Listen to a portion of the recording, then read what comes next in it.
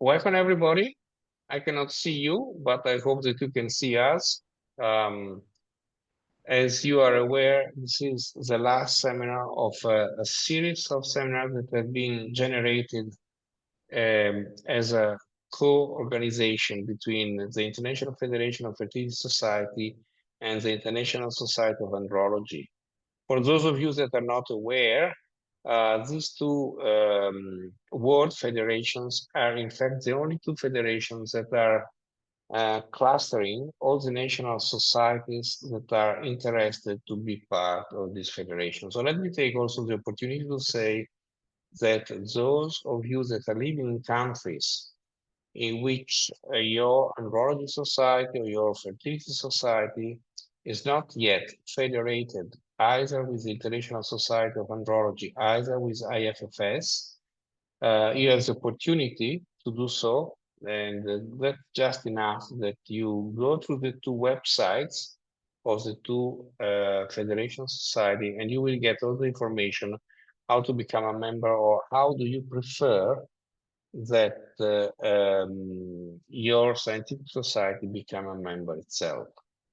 Having said that, I'd like to introduce very briefly myself. I'm Luca Gianaroli. I am the coordinator at the global level of education in FFS, and the co-chair of today is Dr. Giovanni Corona. He is in the executive committee and is also in charge of these seminars from the International Society of Andrology. As I was mentioning to you before, this is the last seminar of quite a long and apparently successful series of seminars that have been given together. Each seminar had between 500 and 700 subscribers. Not all of them attended, and the results that will be soon published after this one, they will be available again in both website of IFFS and ISA, is telling us that apparently is a very nice formula that is very well appreciated by the attendees. This seminar especially has been designed to have a full interactive activity.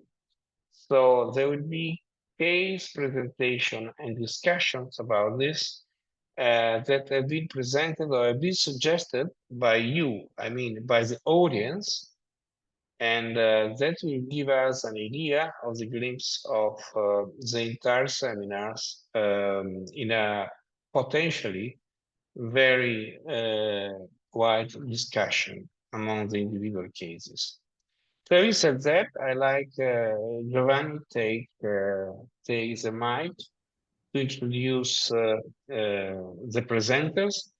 As probably many of you are aware, the presenters will have 3 slides to present the case, and then we will go ahead with the discussion of the individual cases. Giovanni, up to you. Thank you, Luca. I'm Giovanni Corona, an endocrinologist, the General Secretary of ISA. As Luca said, ISA is the only andrological federation worldwide joined to the WHO, and it is my pleasure to share with you and with IFFS this fantastic webinar series. As Luca said, today we have a great opportunity to share with you two different clinical cases, and please use the questions section to make questions. So you can use the chat or maybe better the question section. So you are free to ask us any kind of questions. So the next slide, please. So the first speaker is Professor Anand, an extinguished andrologist from India. So please, Anand, the floor is yours.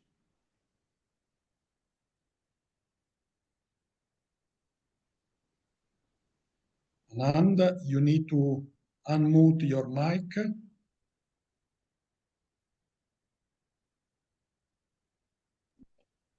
Hello, am I audible? Yeah, and you need to share your screen? Or do we? Yes. Please present your clinical case.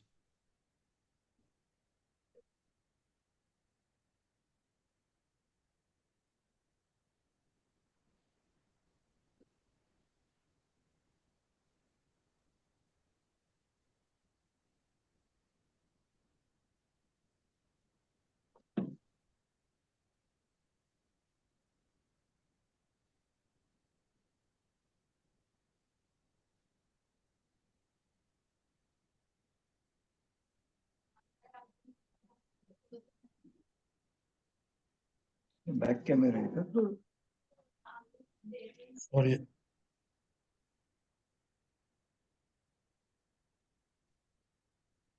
Right. Sir, have you received my presentation? Yes, I as have three it. slides? I can share you. I can share it for you if you The want. first slide is the case presentation. It will be better than I reading it out because the pronunciations will be little different. Yeah, I think now you can see your presentation. If I'm correct. Can everybody read the presentation? Yeah.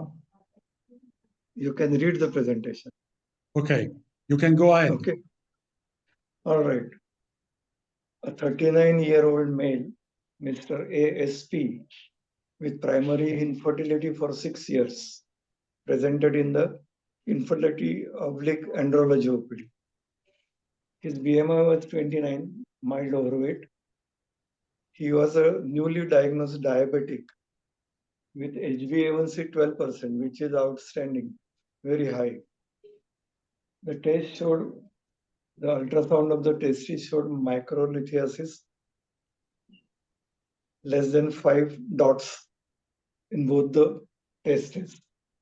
Semen culture showed an aerobic culture, Enterococcus fecalis.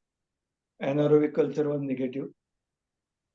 The sperm DNA fragmentation index was very, very high, outstandingly high. 95% were fragmented. So it was poor integrity of the DNA.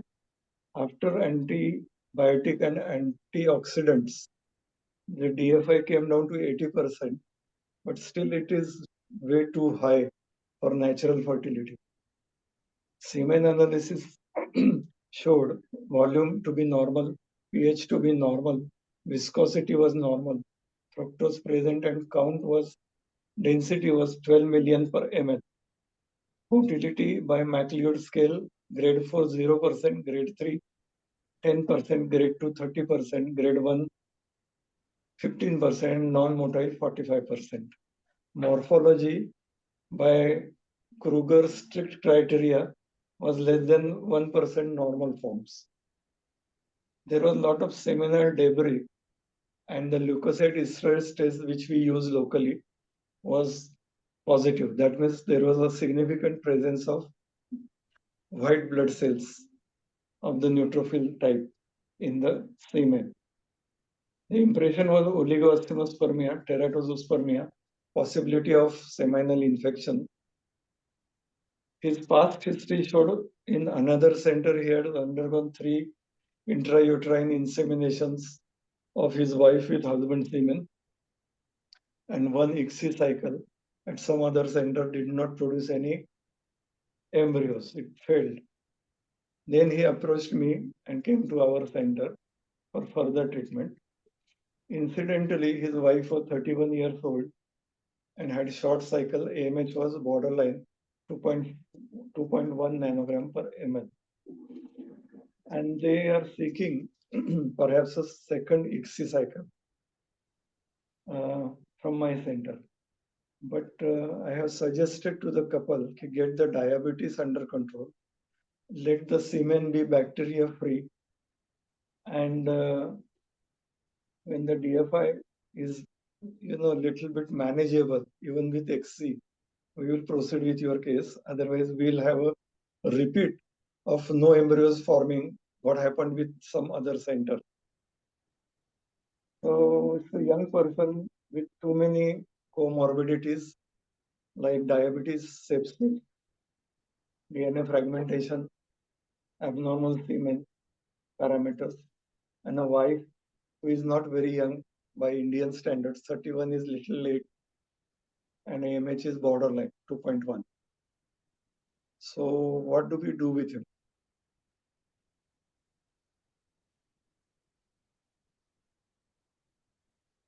What do you suggest, Anand? I have got his diabetes under treatment now.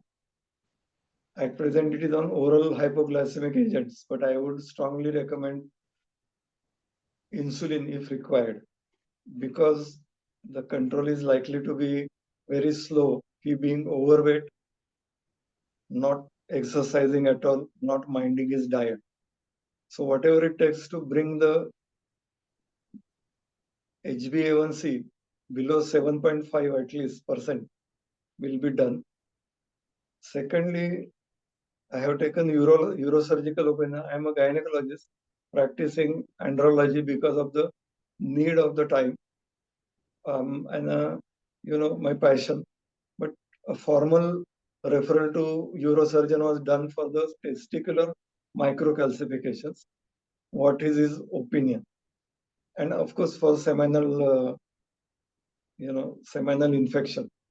So his only response was to repeat semen analysis because one course of antibiotic has been done, and yearly ultrasound of the test is nothing beyond it. So the ball is in my court again. You forget about microlithiasis, you concentrate on improving the semen sufficient to at least get some embryos on ICSI. That is the challenge. So your suggestion, I don't know if there are any questions already. Your suggestion, if I well understood, is to optimize the diabetic control for sure. And another issue is related to microlithiasis of the testis. This obviously can be a risk factor for cancer. So in order to optimize every kind of risk factors before starting again IVF or any kind of other approach, because as you said, we have the partner of 41 and also with the good anti-Mullerian hormone. So my suggestion, I have a couple of questions in order. We have another questions. So from the audience, please clarify what antibiotics were chosen and the duration of use, Anand. Enterococcus faecalis was sensitive to amoxiclav, amoxicillin clavulanic acid. So it was given for 10 days. And his second semen analysis is not yet done. But second DFI showed a little decrease from 95% fragmented DNA to 80%. Meanwhile, his sugars are getting controlled.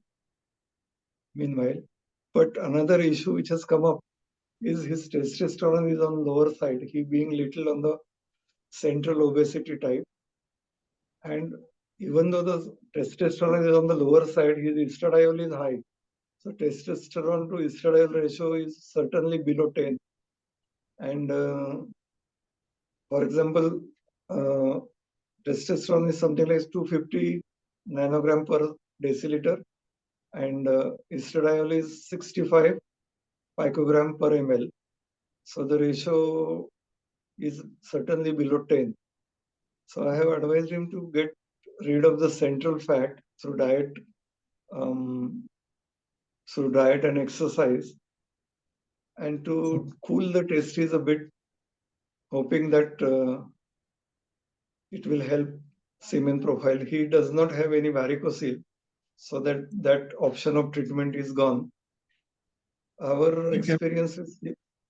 Yeah, please go ahead. Our experience with semen culture is this. next time we repeat semen culture, some different bacteria is grown. And the microbiologist rings us from where this has come. You treated him.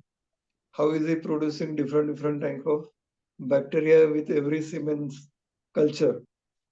So these cases are sometimes solved by circumcision because the prepuce is not properly cleaned and the hygiene is not there in spite of our instructions of ablution, cleaning of the private part before collecting for semen analysis. What they do inside the closed door of the semen collection room, they only know. But this is what is happening in our scenario. And I'm sorry if I jump in. Since we have few questions, can you make your answer a little bit shorter? So we will give to everybody the opportunity to interact. Because unluckily we have a time constraint. There are questions in the chat and also questions in the question and answer, Giovanni. Yeah, there are another couple of questions. First of all, I think you already partially replied to this one. One question is related that often when you treated a seminal infection with an antibiotics, you can find another, infection with frequently another kind of bacteria. Bacterium. So the problem here, probably you suggested, if I well understood, to optimize the glycometabolic control. That could be in some way a factor that can facilitate infection in order to avoid this possibility. If I'm not wrong, what is your feeling? What is your... Sir, I'll show you this pictures. This is the H&E, hematoxylin eosin staining of the semen. There is not a single normal sperm. There are no acrosomes, and this debris is undefinable. So I agree with you. Okay, there could be mycological infection, some other types of bacteria still present which were not cultured, and we need a syndromatic approach to treat this person. Maybe antifungal, antitrichomonal, and anti-chlamydia like doxycycline. So that syndromatic approach might help this picture. Do you see this picture on your? Yeah, in fact, another question is also this one. So do you usually perform in any patient PCR test in order to rule out chlamydia, Neisseria, and Trichomonas infection as well, or just in selected cases?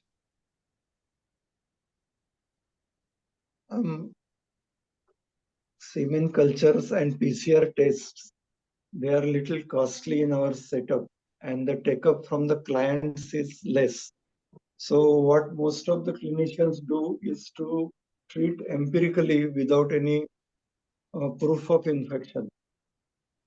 For example, the initial treatment is doxycycline, which covers many mycoplasma and chlamydia type of this thing. Then some of the fluconazole cover mycological this thing. Metronidazole combined with that controls trichomonas. Then secondly, ciprofloxacin is a very popular among our neurosurgeons and andrologists. Many people come to us already having taken those antibiotics, and still the picture remains this bad, and we are flummoxed. Okay, how to improve this man? His diabetes, which is uncontrolled, is adding to his poor immunity towards various pathogens. That fact remains. Is that the answer? Yeah, please go ahead. If I may, I have very short questions. Did you perform hormonal evaluation in these patients? You said that total testosterone was below 2.5 nanogram per ml or 250, and high estradiol was present. if I've well understood. Yes, yes. So we are worried. Since I'm an endocrinologist, just to clarify a point, so the common immunoassay for the estradiol evaluation are totally unreliable. So please don't take care of estradiol, but indeed you obviously should perform a hormonal evaluation as well as testosterone. Probably in a guy like this one, the evaluation of SHBG and the calculation of calculated free testosterone should be better. And if there is reduced testosterone as well as normal gonadotrophin levels, you can try to use maybe gonadotrophin or SERM. What do you think about the use of selective estrogens modulator in a guy like this one? Yeah, they are useful to correct the testosterone estradiol derangement, because this central fat is metabolically active and it converts testosterone to estradiol. And many of these boys present to me with gynecomastia already there. So I would not say gynecomastia gets reversed, but the testosterone to estradiol ratio can get reversed. And FSH levels rise with selective estrogen modulators like letrozole, which is common, dinazole, and there are no major side effects with that. We avoid using clomiphene citrate to raise testosterone in these fat boys because it invariably leads to more estradiol, which suppresses the TSH and the suppresses the follicle stimulating hormone, which further suppresses the sperm output as far as density is concerned. So letrozole is a better option in these obese boys or men. Another question is that, but I'm not sure about it, to possible use TESE in this kind of guy, so testicular sperm extraction. What do you think? Our infectious disease control doctor, physician, is heavily in favor of TESE for two reasons. All these infections are excurrent, means downstream infections, not exactly orchitis. So you might get sperms without pathogens. And secondly, the DFI is also excurrent. Downstream, the DFI keeps rising. So if you tap the testes with TESE, not TESE, but TESA, sperm aspiration with a needle, you can do ICSI better. Then, in fact, that is on the card for his second ICSI with my center. That is what is in the mind of me. But it should not lead to sepsis locally. So we are waiting for his diabetes to get controlled. Yeah, another possibility, in Italy we are lucky because indeed the FSH is for free, and obviously the cost of FSH is quite high. So in Italy it's totally reimbursed by the National Healthcare Service. So beside the use of SERM, in Italy we can use also FSH. So do you have any experience with the use of FSH or not? Sir, for plain hypogonadism, we prefer HCG, which mimics LH and testosterone shoots up. But when the sperm count itself is low, there is a logic for using FSH. So we can combine FSH and HCG action by giving human menopausal gonadotropin. Both LH and FSH are there, and that is popular with our place of practice, Pune city in India. HMG instead of recombinant FSH. That is beyond our means. It's very costly. That we reserve only for the women undergoing IVF for superovulation. Yeah, you're right. Yeah, the main problem is the cost. You're totally right. Can you just comment a little bit the role of microlithiasis?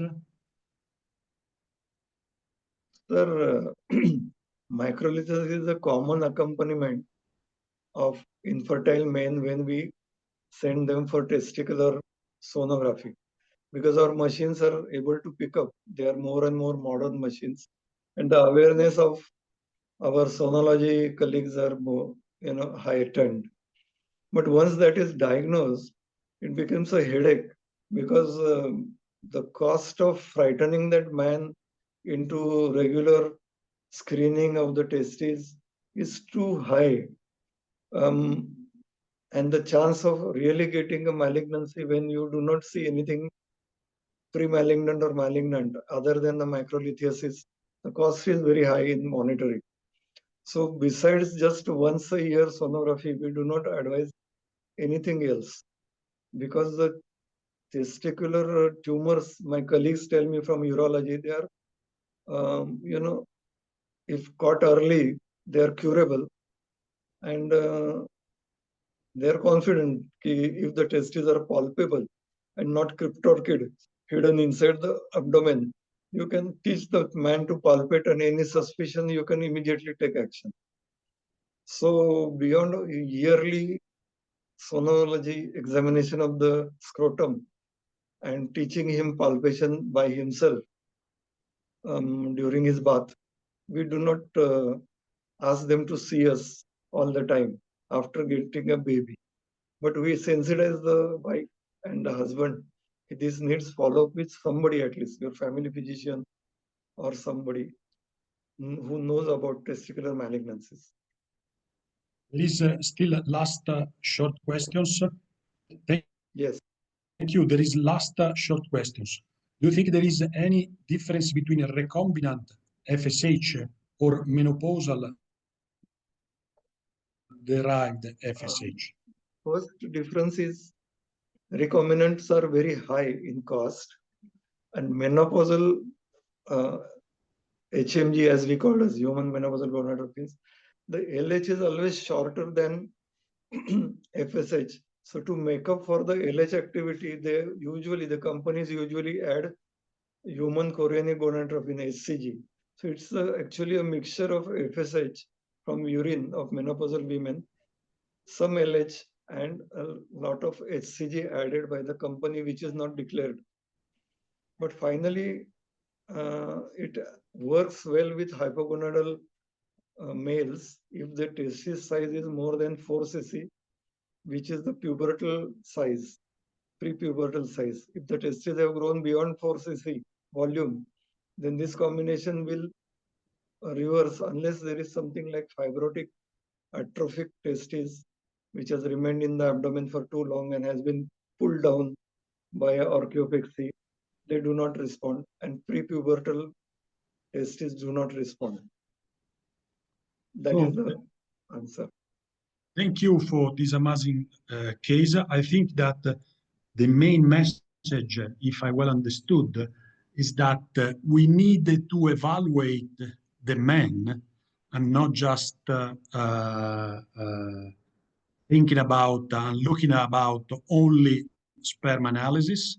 So you suggested that we need to evaluate the man, to optimize the risk factor, to take care of microlithiasis and so on. So only after the improvement, also of the male side of the coin, we can get and we can be in touch with our colleague gynecologist in order to have better outcomes. If I well understood your point, I don't know, Luca, if you want to add something. Dr. Luca. Luca, you want to add? Yeah, sorry. I was muted. No, it's fine. Yes. No, I don't think I have anything else to add.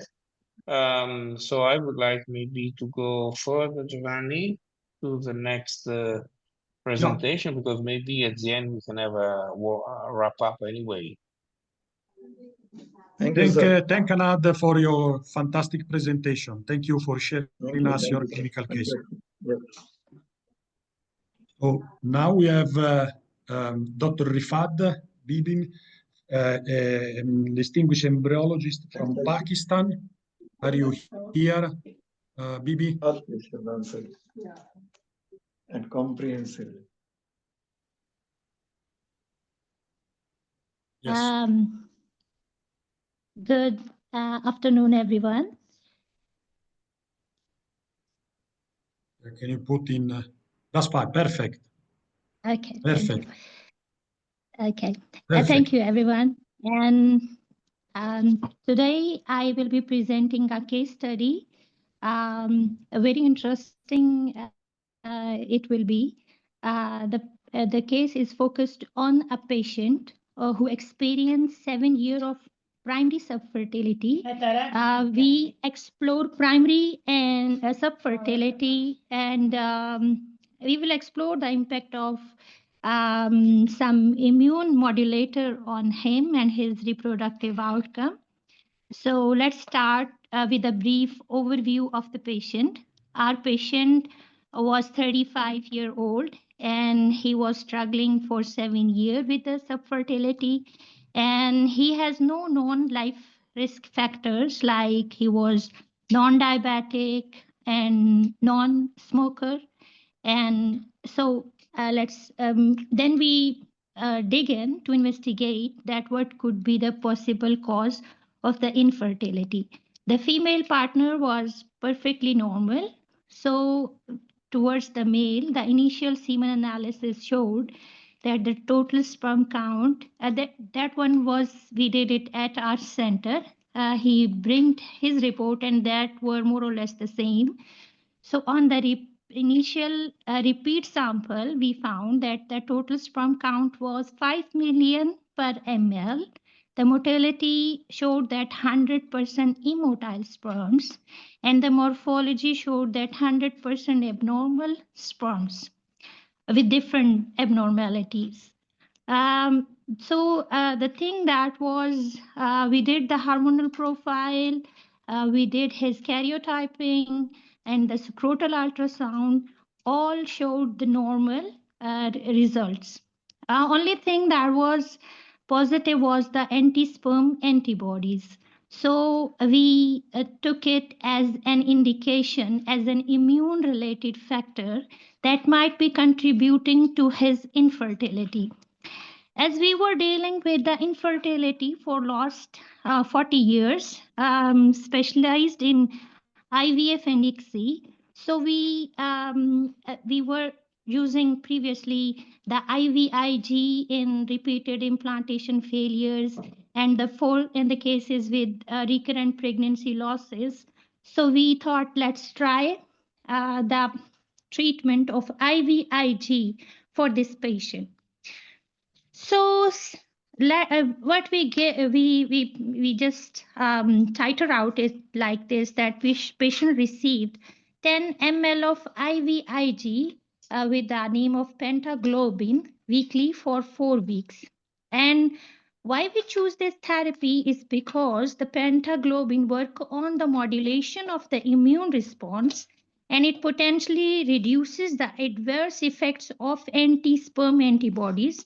So our goal was to improve the sperm functions, particularly the motility and morphology, and so that are critical for their natural conception and obviously the assisted reproduction. After completing the 4 weeks of treatment, we asked the patient for a follow-up semen analysis after 3 months. So after 3 months, we evaluated the impact, and it was marking that the semen reevaluation shows a total sperm count of 90 million per ml. That was significant improvement. And the motility in the rapid progressive, we found 5% rapid motile sperms. The morphology, we were not using the strict criteria, but it shows the 5% normal form sperms. So in conclusion, we see that there is the treatment has a beneficent effect. And moving forward, our recommendation in optimizing this patient reproductive potential. So we are thinking to continue monitoring and follow up this patient to assess the real and sustained improvement over the time.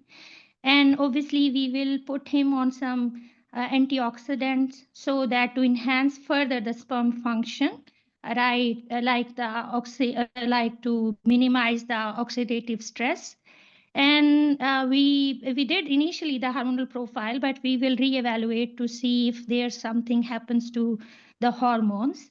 And we will consider the assisted conception if the natural conception remain difficult for the patient for next 6 months. So this case highlights the potential role of immunoglobulin therapy in addressing the immune-related male infertility, but obviously more research and patient-specific approaches are needed to determine its long-term effectiveness. In summary, this case demonstrates that IVIG therapy can improve sperm quality in cases of immune-related infertility. While the results are promising, further studies and patient proper follow-up is necessary to establish a long-term benefit. I would like to thank you all for your time and attention, and I'm happy to take the questions. Thank you for this fantastic presentation. This is a very, I think, intriguing possibility and intriguing cases for sure. I think there is just one questions related to any conception after IVF, I don't know, any conception after the use of IVIG, yeah. And there was a because we conception. are, the patient is still in follow-up, and we are monitoring. We are just left them for a normal natural conception. So we will see in next couple of months if something good happened. Then obviously we will let you all know. We are thinking of publishing a paper, and we also already registered a study for a bigger trial, so that we can in a real sense assess its effectiveness and its suitability for the patient, especially for the male patients who are suffering with immune-related infertility. There are also another questions. Did you check MAR test as a control? If you use MAR test, did you use MAR test at the beginning to assess? Afterward, not yet, but we will, inshallah. Did you use MAR test at the beginning to check for? Yeah, we did it in the beginning. It was positive. We did it. That's why we were thinking of giving him the IVIG, because that was the only thing that was alarming, and we just assumed that that might be the cause of that hampered semen analysis. So that's why we took the initiative to give the patient this pentaglobin treatment. Another crucial questions. When do you consider it to think about and to check sperm antibody? For all men, all cases with all immotile sperm, what do you think and what do you suggest? Normally, we for the infertile couples, we normally do it in a routine, the anti-sperm antibodies, and especially if they are struggling for more than 2 years. Okay, so do you suggest to use it in any patients because it's quite expensive? If one can afford, they can, or but specific for the patient where there is agglutination and immotile sperms. So for that particular cases, it should be considered. Yeah, this is I was referring to.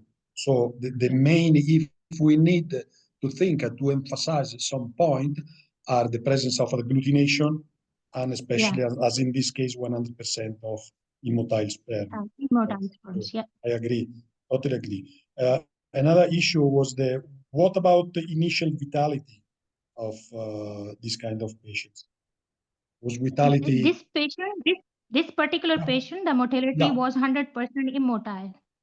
No, no Vitality. motility, vitality, yes. Vitality was 50%. 50%. Yeah, 50%. This is another 1 million questions. What was the cause of sperm antibody in this case? It might be because of some he might have experienced some teenage injury or something, or that may breach the sperm testicular barrier, or maybe something like that. Because there was something he said that once he hit it in the scrotal area with a ball. So it might be, that's why we did the ultrasound. It shows everything normal, no varicocele or hydrocele, but there might be some breach in the sperm testicular barrier. Do you think that in the presence of positive sperm antibody, do we need to rule out possible other associated autoimmune diseases or not?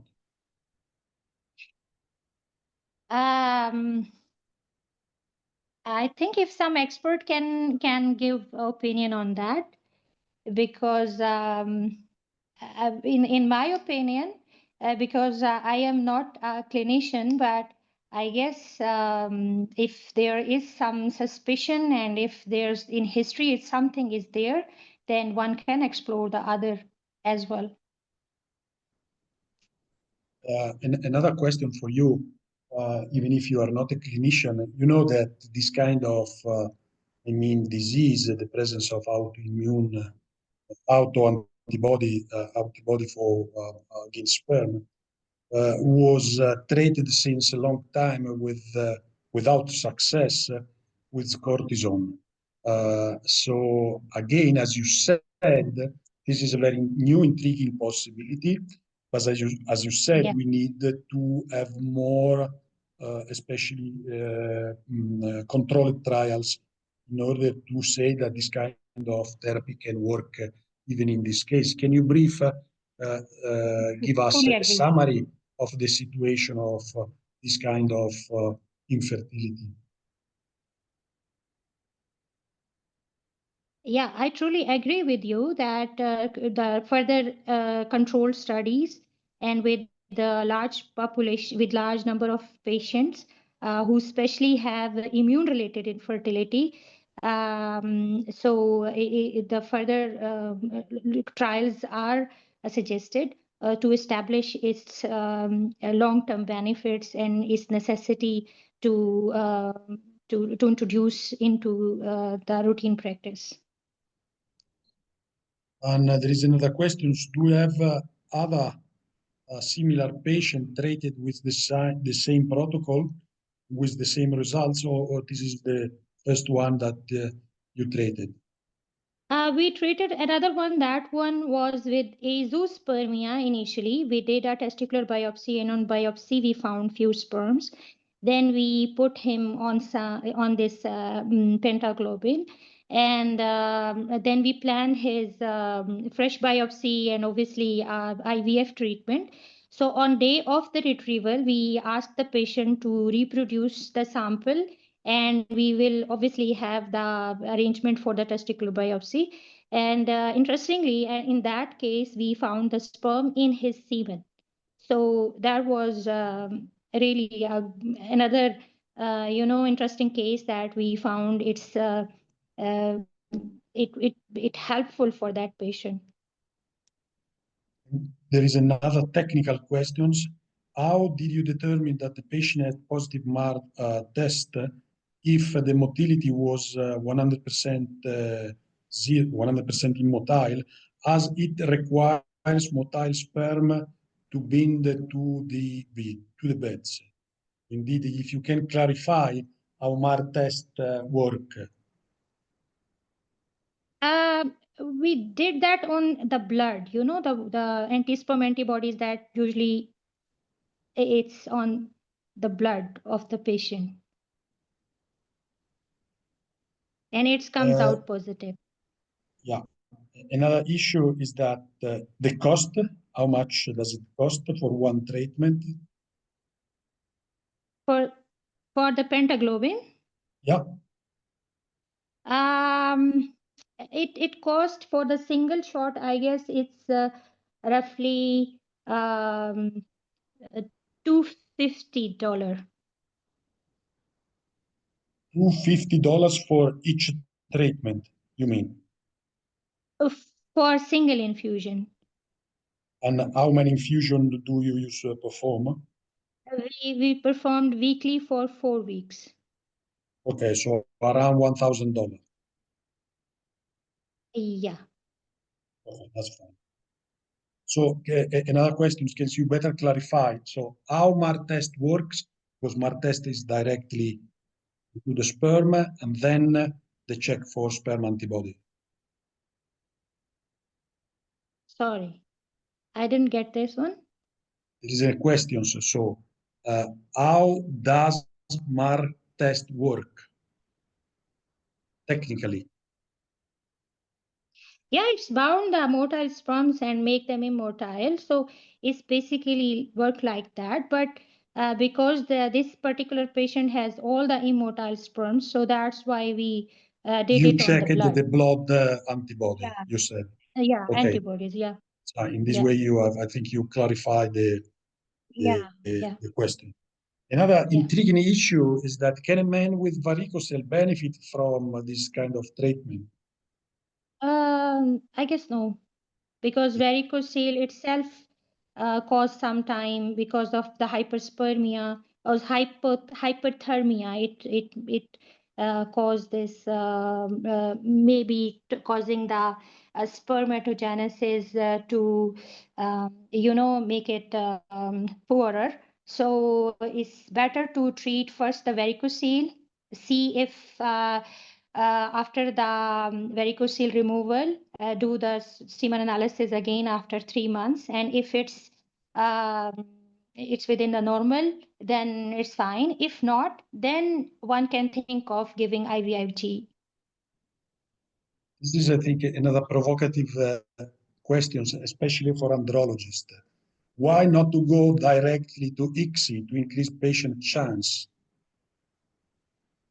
But because of the immotile sperms and morphology was really poor, so with that this particular case, ICSI straightway is not suggested.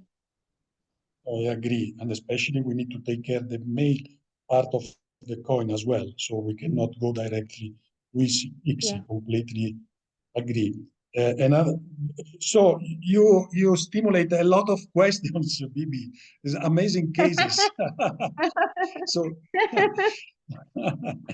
so We can hold another session on this one yeah, no, there's for a a separate clarification. discussion. Yeah, there's a clarification Yeah. related to ICSI. So the colleague of us was saying that if the treatment was not able alone to improve the pregnancy rate, maybe after the treatment we can go to ICSI. This is correct. Yes, obviously, truly, I agree 100%. Yeah, for sure.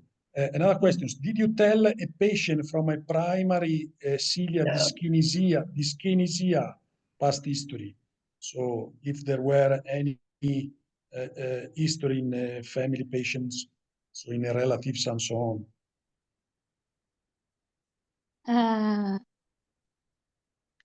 Is it some So for you this mean particular case? yeah, because the issue was related to that 100% of sperm were immotile. So another possible differential diagnosis No, is primary cilia. otherwise the patient was okay. He has no history like this, like the Yeah, cilia dyskinesia or something like that. Because yeah, and especially yeah. because you found the sperm antibody. So for sure. Yeah. And we took the complete history, and he gone through under treatments of the multivitamins and otherwise the tribulus extracts of something, or he took it for a long time, and the antibiotics and all the stuff, but no improvement. So that's why we think of giving him this treatment. Yes, please, Luca. No, just a very simple question. What's the cost of an ICSI in your country? Maybe. ICSI roughly cost us, let me give you in dollars. more or less. To US. It cost roughly $3,000. Okay, so the treatment that you are suggesting, it costs 1/3 of an ICSI cycle. Yeah. Okay, This is and you are this is very- expecting to have the same percentage of success. You are expecting less or more, just to make a sort of cost benefit calculation. Yeah, obviously. Good. This is a very important look. I think a point that you is well taken. It's very important. Just not to go directly with ICSI, looking just at the sperm count and sperm analysis, but take care to the patient from both sides. So, and this is what we are discussing in this series of webinars. So this is one of the main aims of this educational courses. And the second consideration, in fact, is a question is, if we go for this treatment, is this treatment last for a long time, or would we recommend to freeze the sperm after a certain amount of success has been reached? Yeah, it's better to have a backup, and freezing, I totally agree, is another way to once we have a good results, so that if after some time the sample deteriorate, if we have something in back, so that patient can opt for treatment. And IUI can be suggested for such cases that might cost less than the IVF or ICSI. So Yeah, there are another things that one can think of. Yeah, you got it. Luca, I think we had a great discussion with two amazing cases addressing different aspects of male infertility. A lot of questions, a lot of interaction, more than 100 people attending. So I really thank you, Luca, and all IFFS for giving us the possibility to share with you and to be in touch with you in this fantastic educational course. So now I will give you the podium to finish, to conclude this section. Thanks again for all the speakers and all the people who interacted with us. Yeah, okay. Only if you were to say that not all of you have announced it yourself, but among those that have announced it themselves, we had colleagues from Nigeria, Sudan, Rwanda, Lithuania, United Kingdom, Malaysia, Lebanon, Philippines, and Sulaimani, and they are only those that in fact announced it themselves. I would like to encourage all of you, and now there are 88 or 90 people there, that if you like this form of interaction, please let's write to Giovanni or to myself, ISA or IFFS. So maybe this could be part of discussion to create new seminars for this year or new way of interacting. And having said that, once again, on behalf of the two federations, I encourage all of you, if you wish, to become a member of this federation or to push your national societies to get in contact with these two federations. As many of you are aware, IFFS will host its World Congress in Tokyo in a few weeks, where ISA has a special section. And just to let you know, this is also reciprocate even in fewer weeks in Washington, where the International Society of Andrology and the Federation of Andrologists is having their International Congress, or World Congress, in a few weeks. So stay tuned, have a look to both our websites, and we will try to get you more and more excited about the way in which you like to disseminate information. So thank you to everybody. Thank you to Giovanni. Thank you to the support team. And I hope to get in or to stay in contact with some of you as much as possible. Bye-bye. Bye-bye. Bye.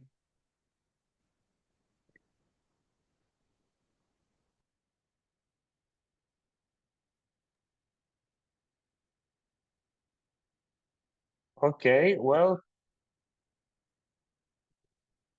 Okay, Brian, thank you if you are still there. Thank you for the support. Thank you to the speakers. And let's go back to normal work. And we will reconvene as soon as we will can. Okay. Thank you.